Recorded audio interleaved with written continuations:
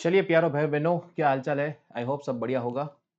अब हम लोग स्टार्ट करेंगे एक नया chapter under international taxation, that is called double taxation relief, DTR। अब first of all, what is the fundamental of this thing? जैसा हमने रेसिडेंट के केस में देखा है कि आप यहाँ पर अगर आप कोई भी इनकम अर्न करते हो फ्रॉम द इंडिया, फिर आप किसी भी देश के रेसिडेंट क्यों ना हो, आपको इंडिया में उसका टैक्स देना पड़ता है on the basis of accrual in India या फिर रिसिप्ट इन इंडिया। ठीक है? या फिर अगर आप रेसिडेंट ऑफ इंडिया है तो आप ग्लोबल इनकम, आप कहीं भी जाके पैसा कमा लो, आपको यहां पर टैक्स देना ही देना है। मतलब आपको अगर इंडिया के बाहर से कोई इनकम होती है वो भी इंडिया में टैक्सेबल होती है। तो यहां पर टोटल दो तरीके से टैक्स लगता है। First look, just a minute, yes, first look, it refers to the global taxation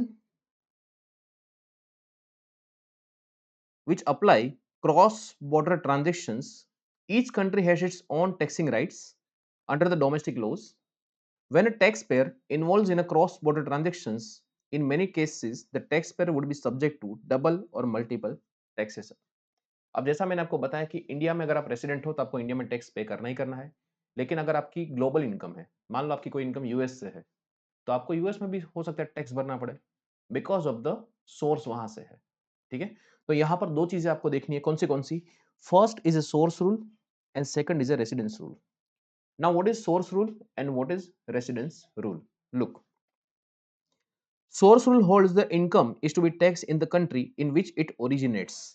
मतलब हम, जैसे आपको पता हो तो हम ऐसे कंप्यूट करते थे, इनकम अक्रूअराइज या deem to accrue arise in India, right? तो which originates irrespective whether the income accrues to a resident और ए नॉन रेसिडेंट। किसको इनकम हो रही है उससे फर्क नहीं पड़ता। अगर इनकम इंडिया में अक्रूअराइज हो रही है तो चाहे वो रेसिडेंट हो चाहे वो नॉन रेसिडेंट हो, हम लोग यहाँ इंडिया में उसको टैक्स लगाते हैं। अब मान लो वैसे यूएस में भी ऐसा ही केस है, फॉर एग्जांपल, कि अगर वहां पर भी ऐसे अक्रूवल के बेस पर टैक्स लगता है तो आपने as a resident of India, right, it is taxable in India. और दूसरा, as a accrual basis it is a source rule, right? तो source is in US, it is taxable in the US. ठीक है? तो यहां पर double taxation हो गया। आप इंडिया के रेसिडेंट हो तो आपको तो ऑब्वियसली टैक्स भरना ही भरना है, चाहे इंडिया की इनकम हो या यूएस की इनकम हो। और यूएस में आप जो यूएस में अर्न किया उस पर टैक्स भर, क्यों? क्योंकि वो इनकम यूएस में अक्रूवल अराइज हुई है, इसकी वजह से। ठीक है?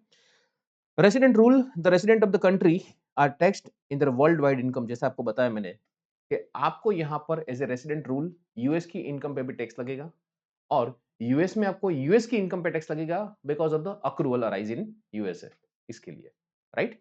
तो यहां पर क्या हो जाता है कि it creates a double taxation. ठीक है? यहां पर it is leading to the double taxation. Now see, अब यहां पर ये बेनिफिट एसएससी को मिले, उसके लिए यहां पर दो तरीके के प्रोविजन है। फर्स्ट, एक आता है bilateral relief. First is a bilateral relief, and second जो हम लोग देखेंगे that is about unilateral relief. It was all about unilateral relief. तो हमें यहाँ पर दो चीजें यहाँ पर पढ़नी है। First is A bilateral relief और दूसरा है unilateral relief. Now first of all, what do you mean by bilateral relief? अब इस चैप्टर में से क्वेश्चन के चांसेस है 4 से 5 मार्क का क्वेश्चन अगर पूछा जाए तो ये इतने मार्क का उसका वेटेज मिनिमम उसका रहेगा, एक क्वेश्चन इसका आ सकता है। Now what is bilateral relief? Look, in order to provide relief under DTAA, central government has notified that where such agreement provides that any income of a resident in India taxed in the other country, जैसे मान लो आपकी income है USA में, उस पर tax लगा हुआ है, then such income shall be included in his total income chargeable to tax in India in accordance with the provisions of the income tax act। तो पहले हम लोग उसको एज पर इनकम टैक्स के हिसाब से इंक्लूड करेंगे अपनी इनकम में। then relief shall be granted in accordance with the method of elimination or avoidance of the double taxation provided in such agreement। अब such agreement मतलब यहां पर हुआ DTAA, double taxation avoidance agreement. तो agreement में जिसके हिसाब से लिखा होगा उस तरीके से वहां पर टैक्स लिया जाएगा। कि भाई अगर मान लो वहां पर ऐसा लिखा है कि अगर भाई यूएस की इनकम में यूएस टैक्स लगा, इंडिया की इनकम में इंडिया टैक्स लगा, तो फिर हम लोग यूएस की इनकम पर टैक्स यहाँ पर इंडिया में नहीं लगाएंगे। ठीक है? भले वो इंडिया का रेसिडेंट हो फिर भी। तो डिपेंड्स अपॉन द अग्रीमेंट। ठीक है, चलिए। Now what do you mean by DTAA, double taxation avoidance agreement का काम क्या है?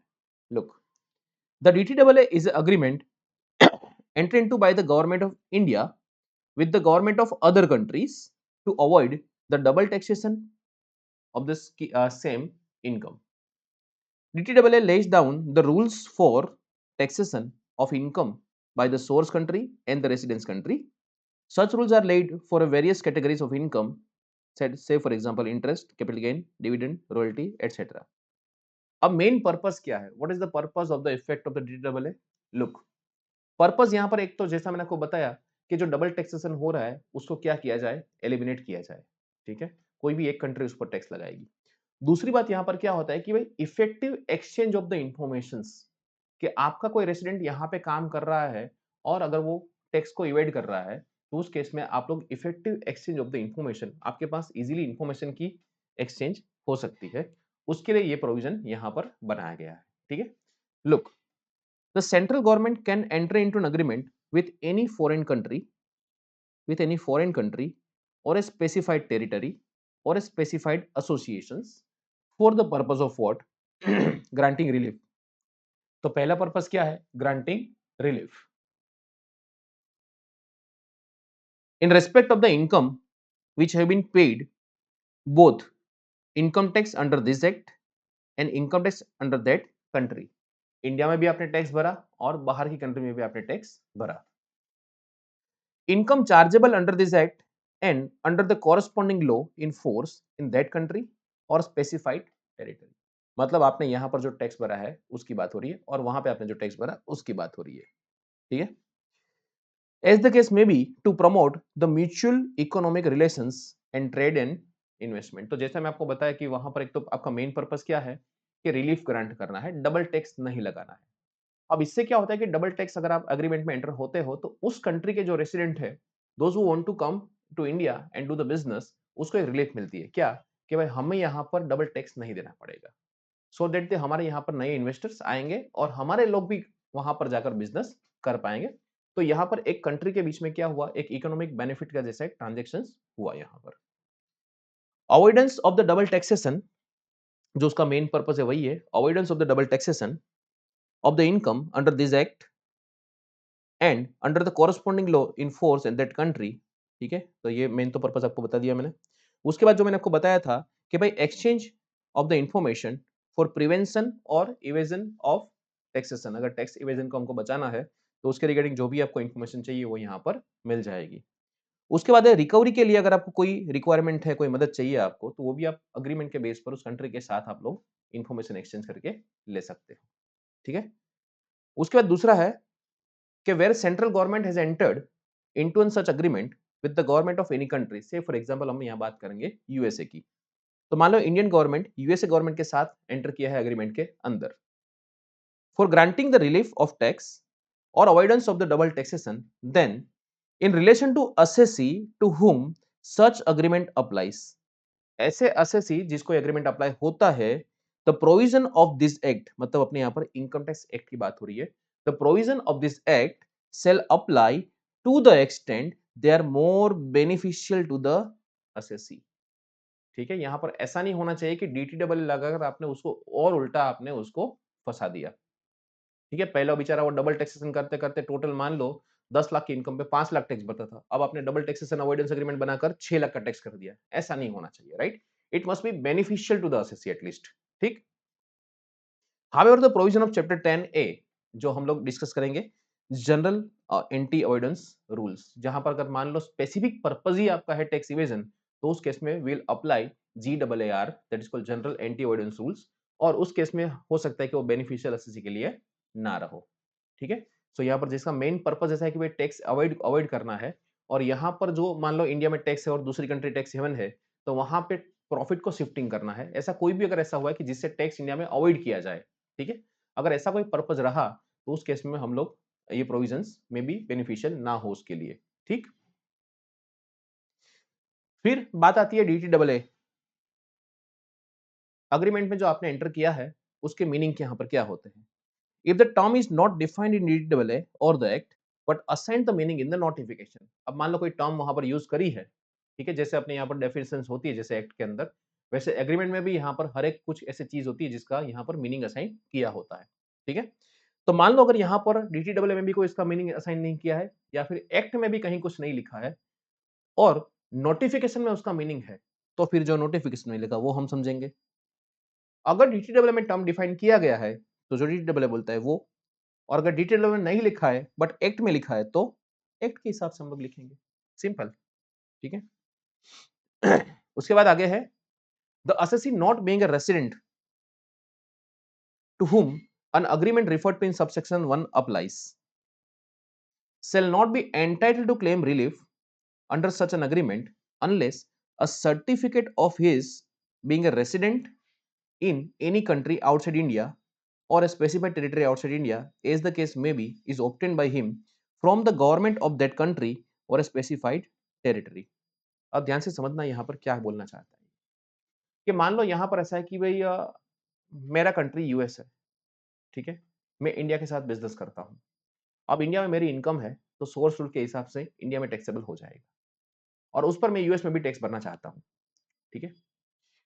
अब यहाँ पर ऐसा होता है कि भाई इंडिया और यूएस का मान लो डबल टैक्सेशन अवॉइडेंस एग्रीमेंट नहीं है, तो इंडिया यूएस में जो भी ट्रांजैक्शन होगा वहां पर उसको डबल टैक्स भरना पड़ेगा, ठीक है।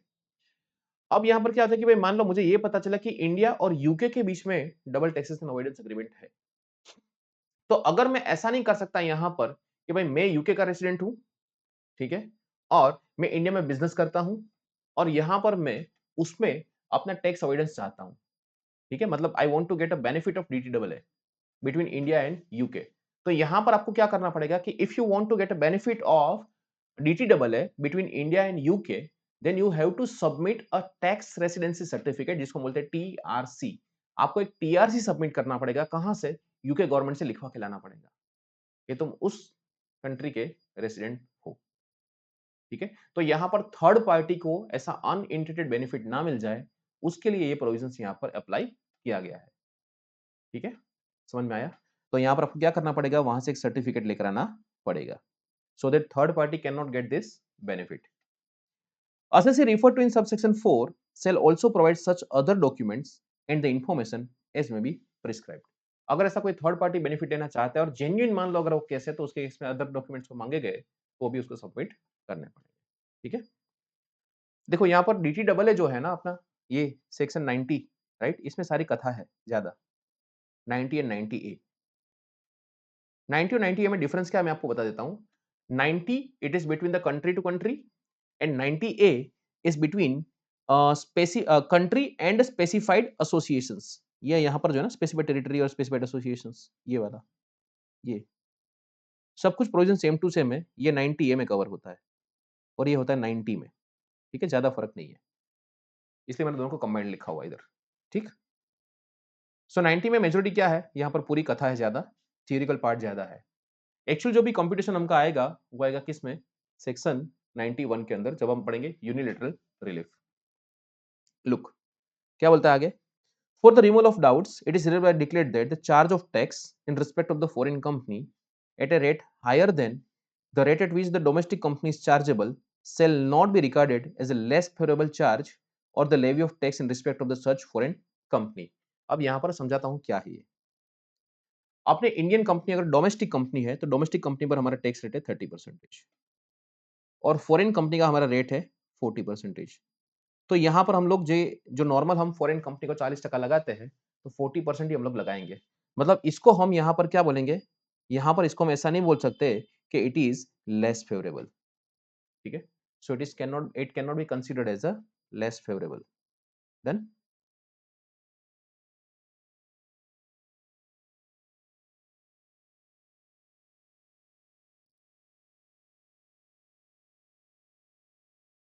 क्लियर हुआ? तो क्या बोलना चाहते हैं, look once again repeating, declare that the charge of tax in respect of the foreign company, जैसे अपने यहाँ पर 40% है, at a rate higher than the rate at which the domestic company chargeable, तो डोमेस्टिक का 30% है, फॉरेन कंपनी का 40% है, shall not be regarded as a less favourable, तो इसको हम लोग लेस फेवरेबल नहीं बोलेंगे। यहाँ पर जनरली बात किस बात की हो रही है कि भाई दोनों को हम लोग इक्वल ट्रीट करेंगे, आप अपनी कंट्री वाले को ज्यादा और हमारी कंट्री वाले को कम, ऐसा यहाँ पर नहीं होना चाहिए, तो ऐसा हो ही नहीं रहा है, ठीक है। For the purpose of this section, the specified territory means any area outside India which may be notified as such by the central government. तो जो मैंने आपको बताया 90A में specified territory covered है वो है. For the purpose of this section, the specified association means any institutions,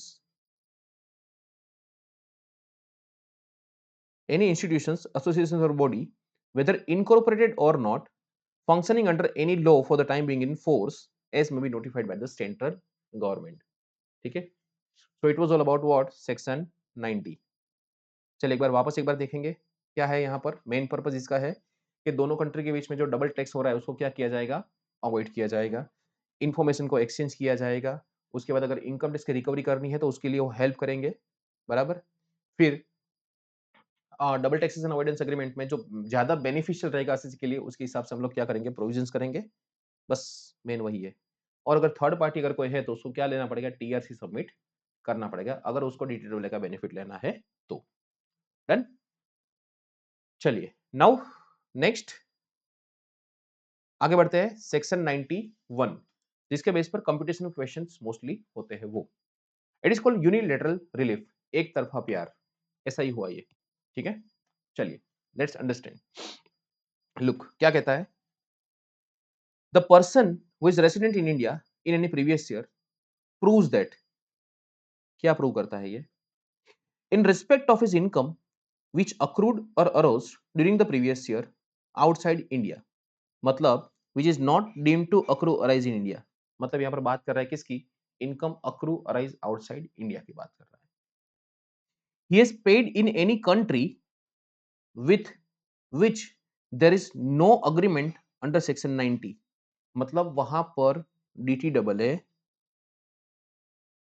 नहीं है. अच्छा ये यूनिलेटरल रिलीफ किसको मिलेगी. A person must be resident in India. अपना वाला बंदा होगा तो ही उसको हम लोग एक तरफा बेनिफिट देंगे. राइट. फॉरेन वाला बंदा यहाँ आके नहीं मांग सकता ऐसे कि मैंने वहां पे भी टैक्स भर के आया हूँ, आप यहाँ पे भी टैक्स भर रहा हूँ, मेरे को रिलीफ दो. They can not claim relief. उसको रिलीफ मांगनी है तो अपनी कंट्री में जाके मांगना पड़ेगा. ठीक है. चलिए रिलीफ.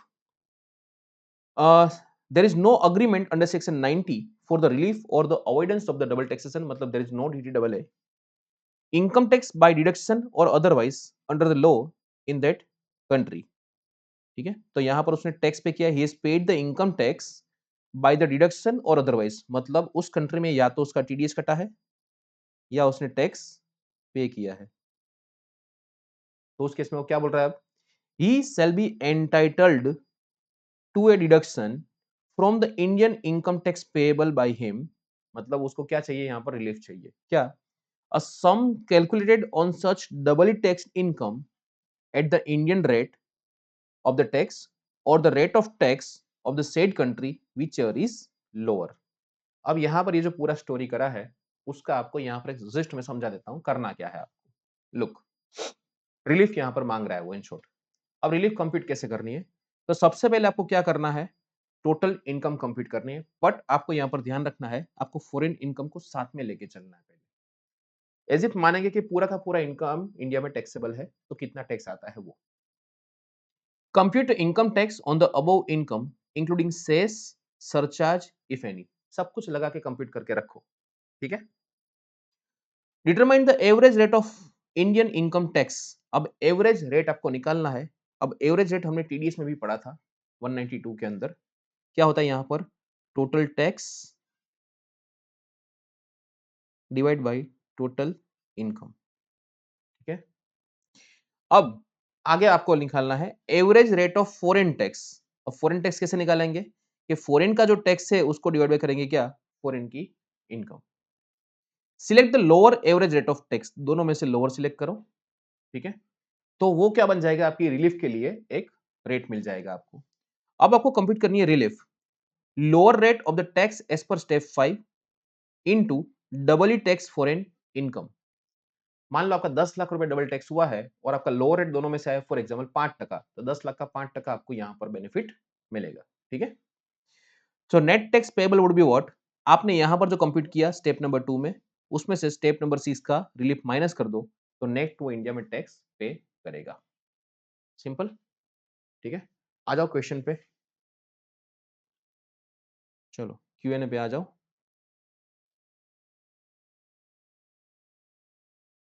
लुक,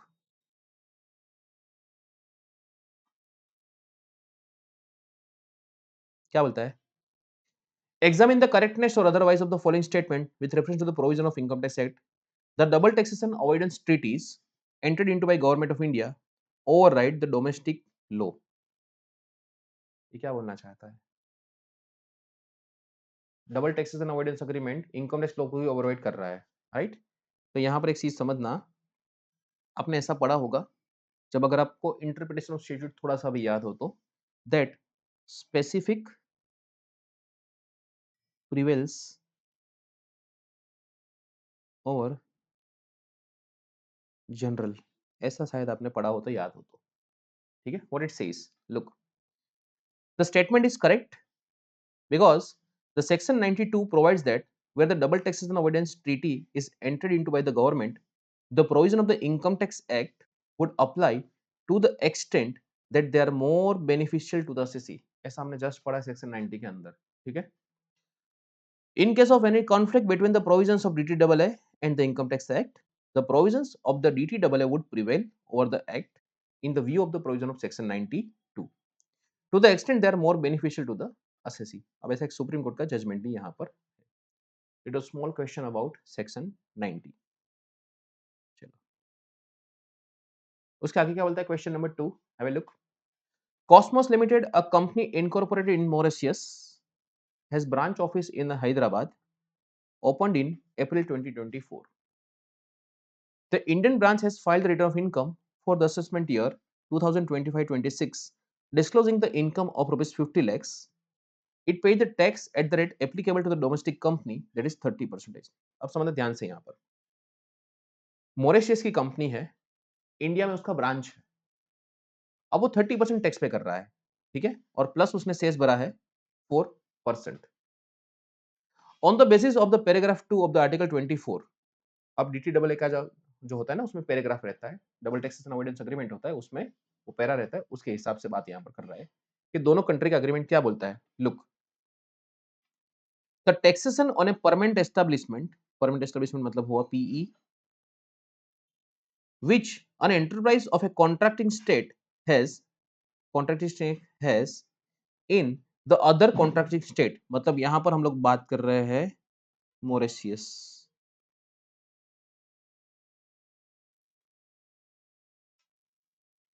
मॉरिशियस, और यहां पर अदर कॉन्ट्रैक्टिंग स्टेट मतलब इंडिया, ठीक है? shall not be less favorably levied in that other state, मतलब अपने यहाँ पर इंडिया में, then the taxation levied on the enterprises of the other state carrying on the same activities in the same circumstances. Simple यहाँ पर क्या बोलना चाहता है कि इंडिया वाले अपनी कंट्री को कितना टैक्स लगाते हैं, अपनी कंट्री की कंपनी को उतना ही टैक्स हमको लगाना चाहिए, लेस फेवरेबल नहीं होना चाहिए। अब हमने यहाँ पर ऐसा एक पढ़ा था अभी जस्ट प्रोविजन के अंदर कि अगर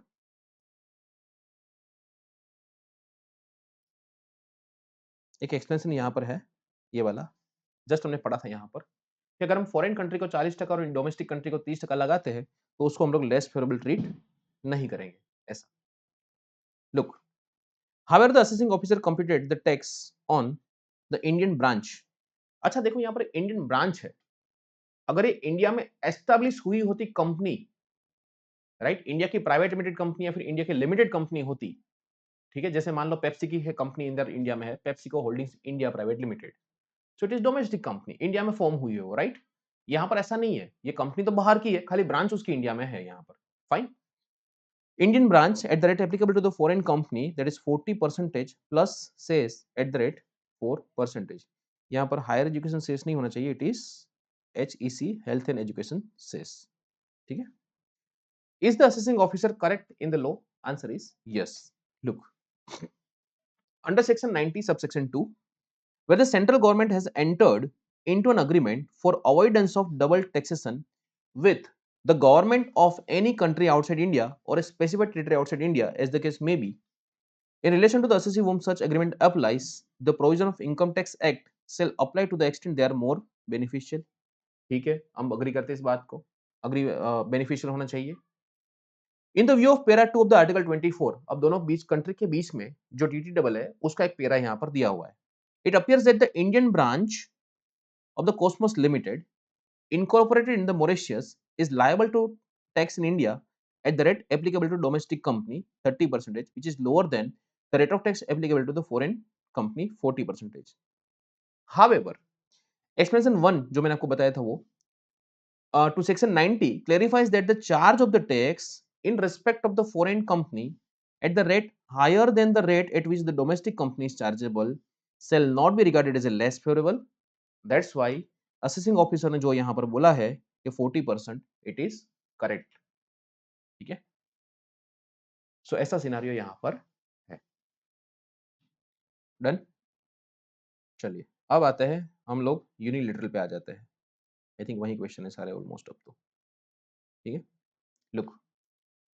Question number 3. Kalpesh Kumar, a resident individual, is a musician deriving the income of 7,50,000 from the concerts performed outside India. अब outside India से income हो रही है, ठीक है, 750. Tax of rupees 1 lakh was deducted at source, TDS कटा है उसका. In the country where the concerts were performed, India does not have any DTAA with that country. अब DTAA नहीं है. दूसरी बात, कल्पेश कुमार यहाँ पर रेसिडेंट है. ठीक है, तो ये यहाँ पर बेनिफिट ले सकता है किस बात का, DTAA sorry unilateral relief section 91 के अंदर. Clear. Look, his income in India, अब इंडिया की इनकम है उसको मैं थोड़ा सा अलग हाईलाइट करता हूं रेड कलर से. Income in India amounted to rupees 30 lakhs. Compute the tax liability of Kalpesh Kumar for the assessment year 25-26, assuming he has deposited 150 in a public provident fund and paid the medical insurance premium in respect of his father. Father भी क्या है, resident है. अब father senior citizen है 65 years और resident है, तो उस केस में एटीडी का लिमिट बढ़ जाता है 50,000 रुपए तक. ठीक है, तो यहाँ पर 52,000 का कितना अलाउड होगा, 50,000. चलिए, अब यहां पर कुछ बोला नहीं है कि भाई साहब कौन सा रेजिम ऑप्ट करना चाहते हैं. So let's go for the double both the tax we are suppose to compute. Look, पहले उसकी टोटल इनकम कंप्यूट कर लेते हैं. स्टेप नंबर 1 क्या था कि टोटल इनकम कंप्यूट करो इंक्लूडिंग फॉरेन इनकम. ठीक है, सो पहले टोटल इनकम कंप्यूट कर लेते हैं फॉरेन इनकम के साथ. तो इंडियन इनकम है यहाँ पर 30 लाख प्लस 7.5 लाख फॉरेन की इनकम, तो 3750 ये दोनों में क्या रहेगा, सेम रहेगा. फिर एटीसी और एटीडी के डिडक्शंस. अब ये ओल्ड रेजिम में है तो वहां पर कोई डिडक्शन अलाउड होंगे, न्यू रेजिम में डिडक्शन अलाउड नहीं है. सो यहाँ पर 150 पीपीएफ का मिलेगा. पीपीएफ है ना उसका, यस पीपीएफ है. और 50,000 मिलेगा because his father is a resident senior citizen. उस केस में 50,000 की लिमिट अलाउड है एटीडी के अंदर. ठीक है, चलिए. यहाँ पर eighty C PF it is not allowed और ये भी नॉट अलाउड. तो यहाँ पर आपकी इनकम 3550 हो जाती है, यहाँ पर 3750 रहती है. अब टैक्स कंप्यूट करेंगे यहाँ पर 877,500 और यहाँ पर है 35,100. एक काम करते हैं, एक बार कंप्यूट करके देख लेते हैं 3550 और 3750 पे. लेट्स कंप्यूट 3550 और 3750. चैप्टर 2 है ये आपका, डबल टैक्सेशन रिलीफ. चलिए, अब ये ऑल्ट रेजिम है तो उसमें तो फिक्स ही है आपका यहाँ पर 0 to 2.5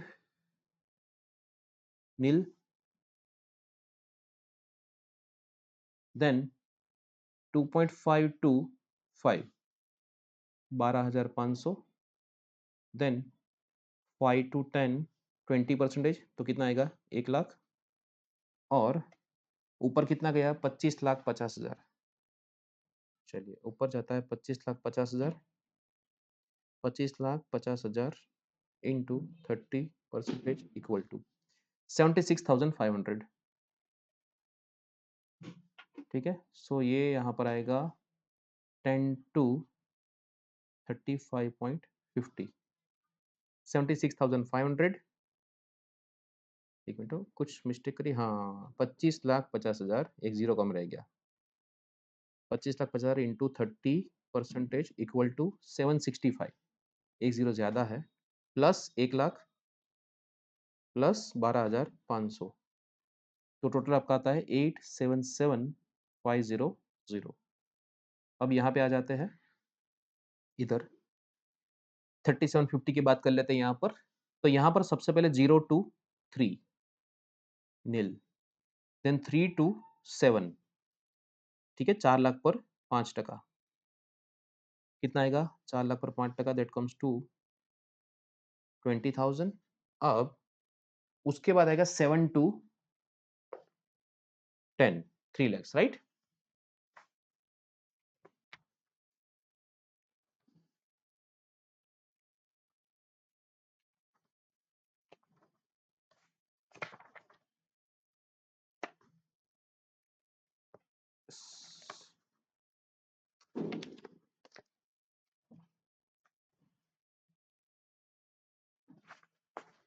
Yes, so now it is 7 to 10.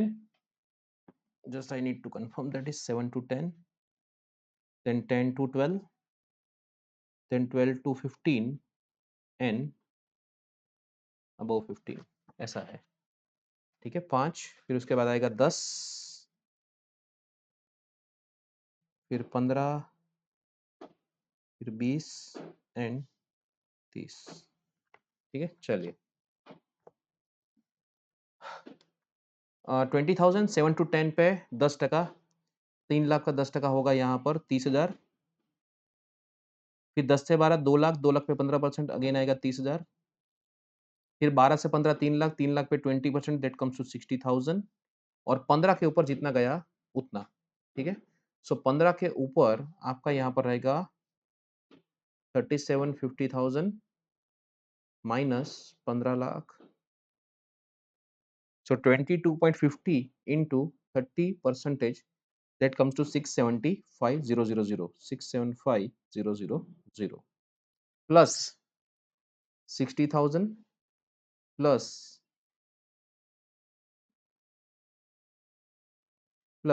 30,000 plus 30,000 plus 20,000, ठीक है। टोटल कितना हुआ 60, 92, 14, 24, 60, 20, 140, 1,40,000 plus 6,75, that comes to 815,000, so 877,500 and 815,000, right. तो यहाँ पर 877,500 और यहाँ पर 815, ठीक है। यस, यहाँ पर आएगा 815 बिकॉज यहाँ पर एक पुराना रह गया है 815,000, ठीक है।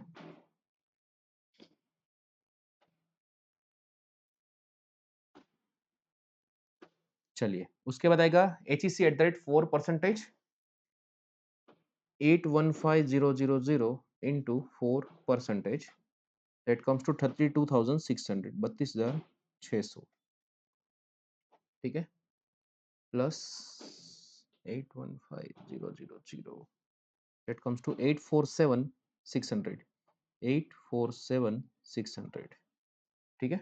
यहाँ पर तो सब कुछ सही है, इसमें 1 लाख का चेंज आया था, बराबर। अब यहाँ पर 912,600 है और आपकी टोटल इनकम है। अब इन दोनों का एवरेज हमको यहाँ पर निकालना पड़ेगा।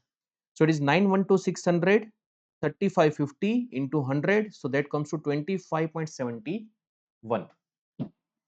यहाँ पर है 858 3750, तो 858 का मतलब यहाँ पर हमारा एक चेंज आया है 847,600, so 847,600 divide by 37,50,000 into 100, so it will be 22.60।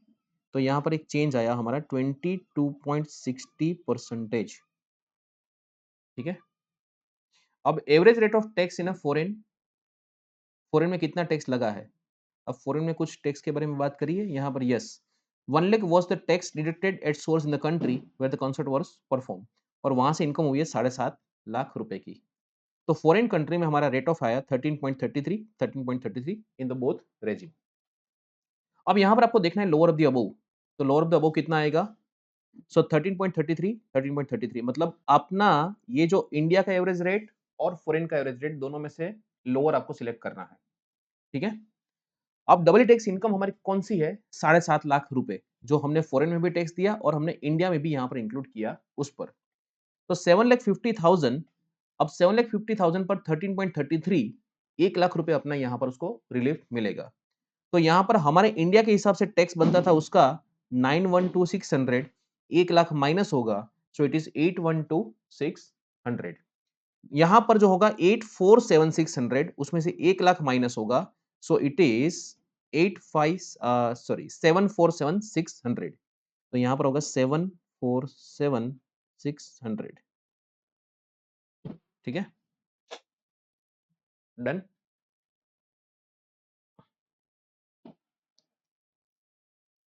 सो इस तरह से आपको कंप्यूट करना है, ठीक है। एक टेबल बना के रखना, दोनों साइड अगर कुछ नहीं बढ़े तो दोनों साइड कंप्यूट करना ही पड़ेगा आपको। तो एक फ्लो आपका इसमें मेंटेन रहना चाहिए, स्टेप बाय स्टेप आपको फॉलो करना है और कुछ इसमें ज्यादा सोचने की जरूरत नहीं है। 4 to 6 मार्क्स का क्वेश्चन इसके अंदर आ सकता है, ठीक है।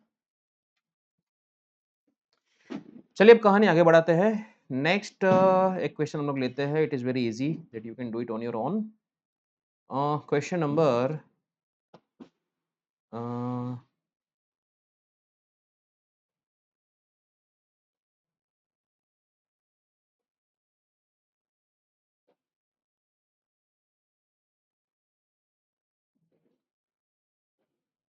yes, question number 7. Kamlesh, an individual resident in India, aged 52 years,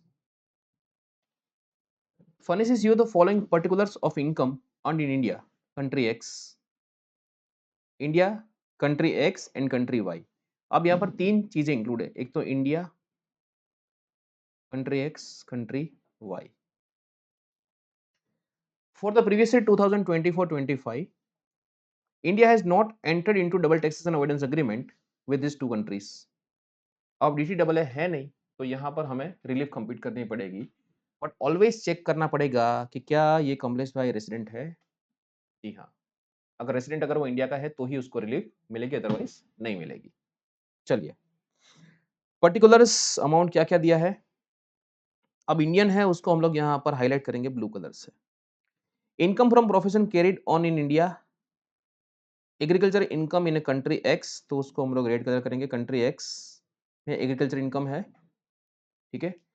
dividend received from a company incorporated in a country Y, country Y की अगर बात करें यहाँ पर कंट्री वाई के अंदर है dividend.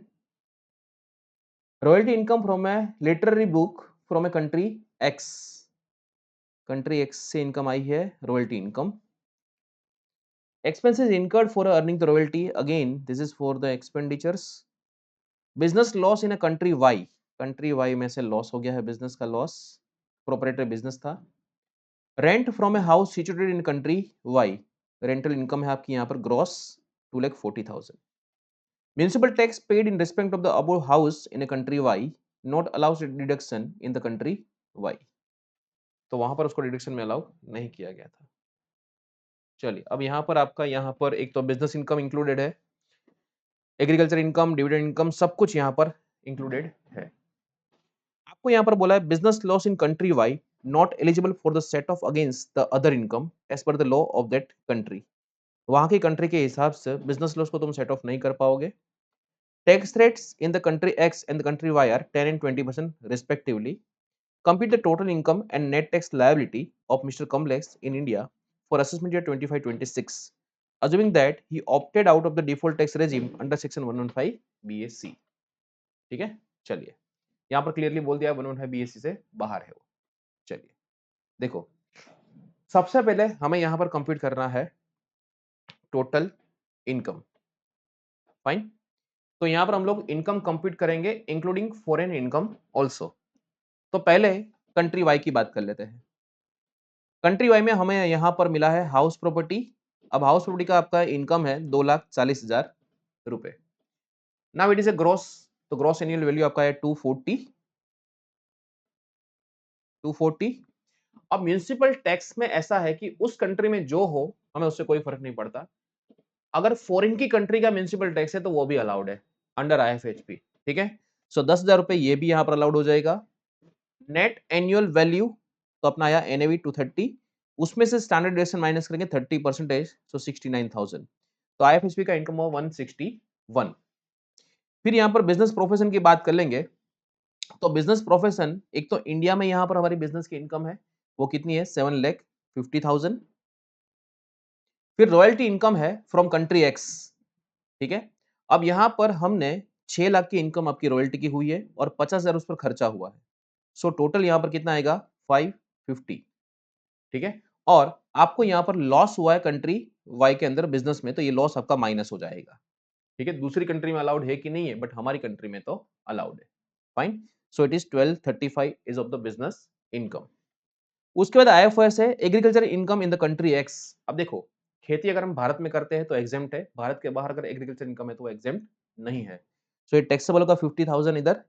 Dividend from the country Y's also taxable, तो आईएफओएस आपका हुआ 2 लाख रुपए। तो total 161 plus 1235 in 2 lakhs that comes to 1596। अब रिडक्शन आपका यह आएगा अंडर चैप्टर 6A के अंदर। अब रिमेंबर रिडक्शन वाला चैप्टर कि अगर आपको कोई बुक में से रॉयल्टी मिलती है, ठीक है, तो वहां पर आपको रिडक्शंस मिलेंगे। मैक्सिमम रिडक्शन आप कितना क्लेम कर सकते हो 3 लाख रुपए का यहां पर रिडक्शन आप क्लेम कर सकते हो, ठीक है। सो 80 QQB आपको मिलेगा यहां पर 3 लाख। और यहां पर देखो वैल्यू के हिसाब से नहीं है, यहां पर सीधा ये लमसम रॉयल्टी है, ठीक है। वैल्यू के हिसाब से होता तो हमारा कैलकुलेशन थोड़ा अलग रहता, तो लमसम रॉयल्टी है तो सीधा 3 लाख हम लोग यहां पर माइनस कर पाएंगे maximum. So 1296 is there, fine. अब उस पर टैक्स कंप्यूट करेंगे। अब उसमें टैक्स कंप्यूट करेंगे तो पहला 12,500, 2.52 5 12,500, फिर 5 टू 10 1 लाख बराबर, और 10 से ऊपर कितना गया है 296, 296।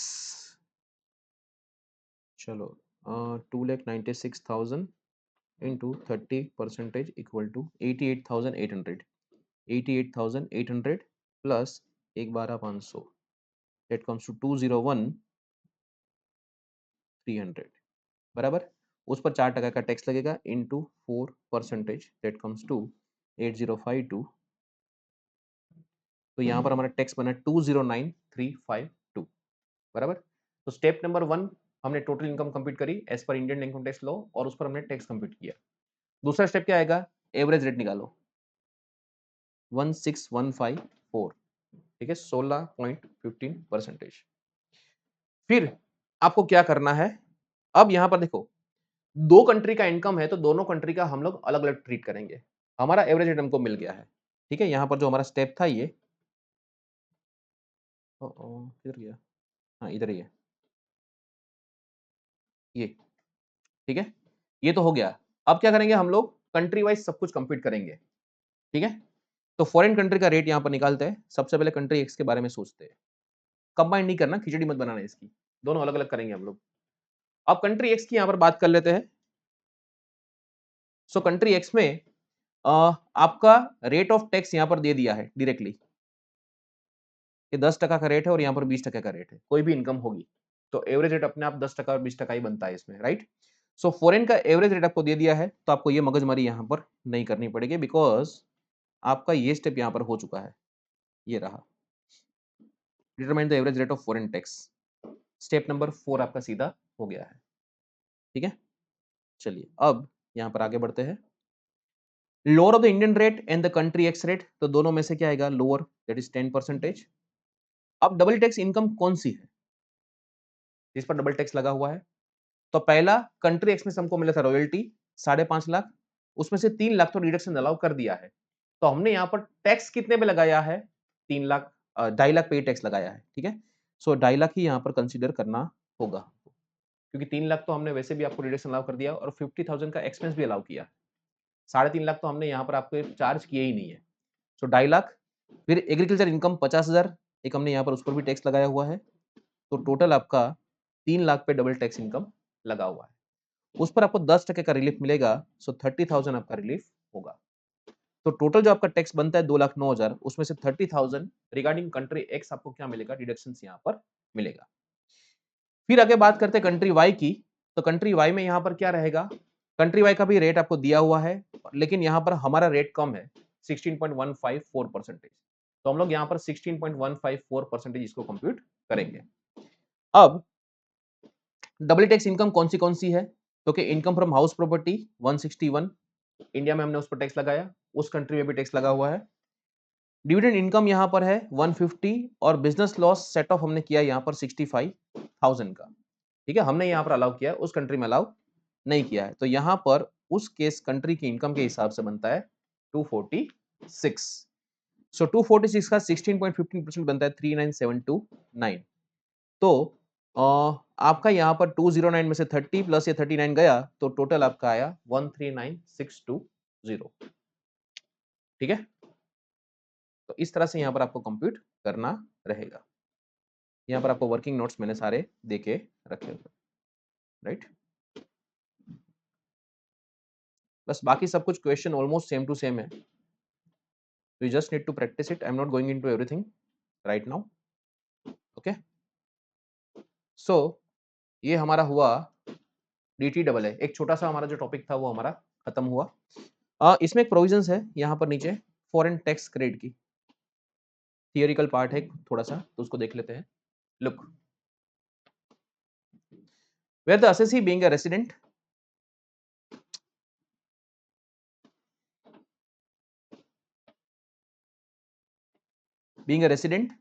shall be allowed a credit for the amount of any foreign tax paid by him in a country और a specified territory outside India। मतलब उसने कहीं भी और जगह पर टैक्स भरा है, जैसे अभी हमने देखा डबल रिलीफ के अंदर, वैसे ही बाय ऑफ डिडक्शन और अदरवाइज टीडीएस कटा है या फिर उसने टैक्स पे किया है। ठीक है, in the year in which the income corresponding to such tax has been offered to tax और assessed to tax in India, उस केस में in case where the income of foreign tax has been paid or deducted is offered to tax in more than 1 year। पहले समझ लो क्या बोलना चाहता है कि यहाँ पर फॉरेन टैक्स रेट कैसा है कि आपने उस कंट्री में भी टैक्स दिया है, टैक्स दिया आपने फॉरेन कंट्री के अंदर भी, फॉरेन कंट्री में भी आपने टैक्स दिया है, और उसी पर आपको इंडिया में भी टैक्स देना है। ठीक है, तो उस केस में आपने जितना यहाँ पर फॉरेन कंट्री का टैक्स दिया है, ठीक है, credit of the foreign tax shall be allowed। ठीक है, तो यहां पर आपको क्या करना है कि आपने इंडिया में कितना आपका टैक्स लगा वो, और फॉरेन में आपने कितना टैक्स दिया, उन दोनों का डिफरेंस आपको क्या करना है, यहां पर आपको एज ए क्रेडिट अलाउ हो जाएगा। Now let me give you one example of this thing first of all that you can get easily idea of this thing. Look, for example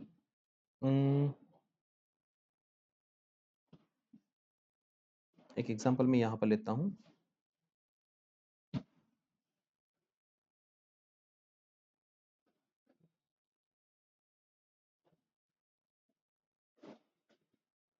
मान लो कोई एक पर्सन है मिस्टर एक्स, ठीक है,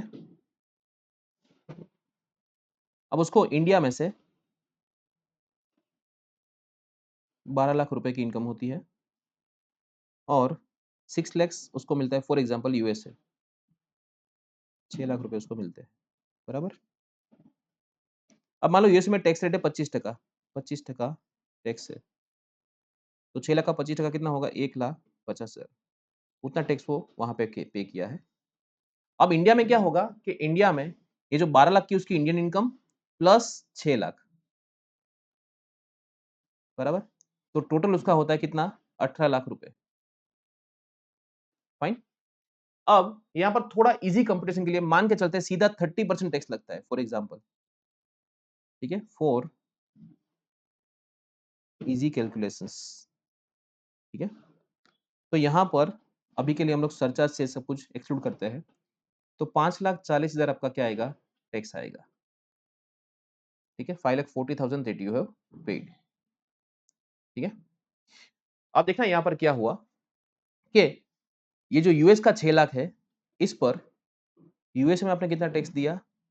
6 lakhs into 25% that comes to 150 और उसी 6 लाख पर India में आपने कितना टैक्स दिया? 6 lakhs into इंडिया में आपने दिया 30% के हिसाब से, तो कितना हुआ यहाँ पर? 2 लाख रुपए, सॉरी 1,80,000, ठीक है। अब यहाँ पर क्या करना है? विच एवर इज लोअर, तो विच एवर इज लोअर, तो आपको यहाँ पर 1,50,000 रुपए क्या मिलेगा? फॉरेन टैक्स क्रेडिट आपको मिलेगी। अब इंडिया में आपको कितना टैक्स पे करना पड़ेगा? तो कि tax payable in India, tax payable in India is 5,40,000 minus foreign tax credit आपको मिलेगी यहाँ पर एफटीसी दैट कम्स टू 150, तो आपका टैक्स आएगा 390। सिंपल सा फंडा है ये, ठीक है। लुक, पूरा एग्जाम्पल एक बार देख लो, ऐसा सिनारियो है ये, जस्ट गो थ्रू वंस।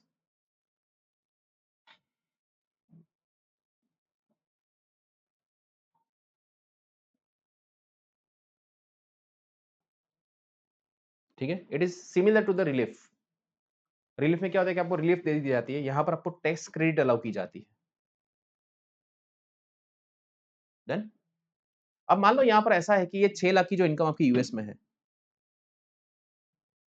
ठीक है, आपने करंट ईयर में उसको 3 लाख ऑफर किया है और 3 लाख आपने नेक्स्ट फाइनेंशियल ईयर में ऑफर किया है। सर ऐसे कैसे पॉसिबल हो सकता है? 3-3 लाख अलग-अलग फाइनेंशियल ईयर के अंदर? अब हो सकता है कि वहां पर आपका कैलेंडर ईयर फॉलो हो रहा हो, ठीक है, जनवरी टू दिसंबर चल रहा है और यहाँ पर आपकी इनकम हो रही है अप्रैल टू मार्च, ऐसे चल रहा है। अब मान लो 3 लाख दिसंबर में आया हो और ऐसा हो सकता है 3 लाख आपके यहाँ पर मार्च में आया हो और 3 लाख अप्रैल में आया हो। तो इंडिया में क्या हुआ? मार्च और अप्रैल 3-3 लाख अलग-अलग साल में बढ़ गया। यूएस में क्या हुआ? 6 लाख मान लो पूरा जनवरी का टू दिसंबर का कैलेंडर ईयर है, तो उसमें 6 लाख क्या हो गया? एक ही साल में आया, ठीक है? तो अगर यहाँ पर ऐसा होता है कि आपका ये जो इनकम है वो मल्टीपल ईयर में जाता है, तो आपकी क्रेडिट भी यहाँ पर प्रोपोर्शनेटली जाएगी। मतलब आपको यहाँ पर 75,000 in this year and 75,000 in the next year, इस तरह से आपको प्रोपोर्शनल क्रेडिट यहाँ पर अलाउ होगी, ठीक है।